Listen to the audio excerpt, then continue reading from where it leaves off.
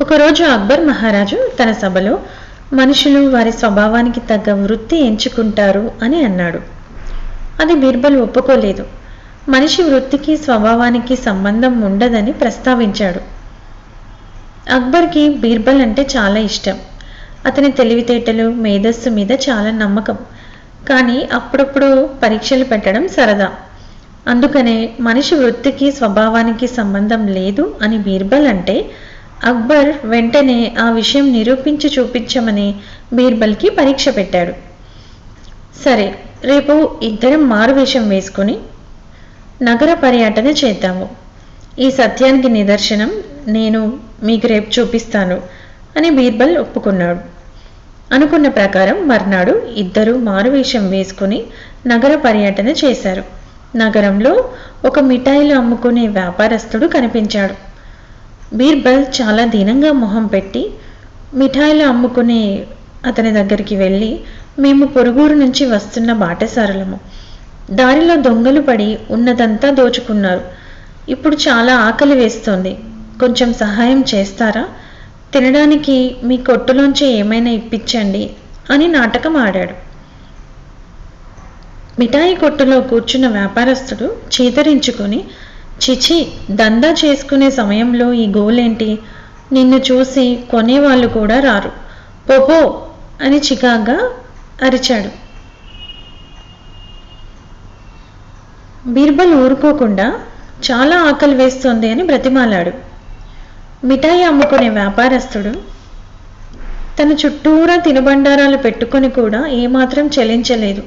సహాయకుల చేత బీర్బల్ని మెడపట్టి బయటికి గెంటించాడు. బీర్బల్ అక్బర్ మహారాజుతో అలాగే మారువేషంలో అక్కడి నుంచి వెళ్ళిపోయాడు. ఒక బండలు కొట్టుకునే మేస్త్రి కనిపించాడు. అలాగే మారువేషంలో ఇద్దరు ఆ బండలు కొట్టే అతడి దగ్గరికి వెళ్ళారు. బీర్బల్ మళ్ళీ అదే నాటకం ఆడాడు. అయ్యా, మేము పొరుగురు నుంచి వస్తున్న బాటసారులము. దారిలో దొంగలు పడి ఉన్నదంతా దోచుకున్నారు. ఇప్పుడు చాలా ఆకలి వేస్తోంది. కొంచెం సహాయం చేస్తారా అని మేస్త్రికి కూడా అదే కథ చెప్పాడు.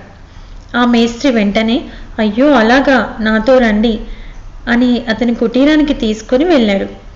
వాళ్ళకి కాళ్ళు కడిగి ఇంట్లోకి తీసుకొని వెళ్ళి ఉన్న కొంచెంలోనే భార్యను అతిథులకు తగ్గ భోజనం తయారు చేసి వడ్డించమన్నాడు. అతని భార్య కూడా అలాగే అన్నం, కూర, పచ్చడి, పులుసు తయారు చేసి రుచికరమైన భోజనం వడ్డించింది.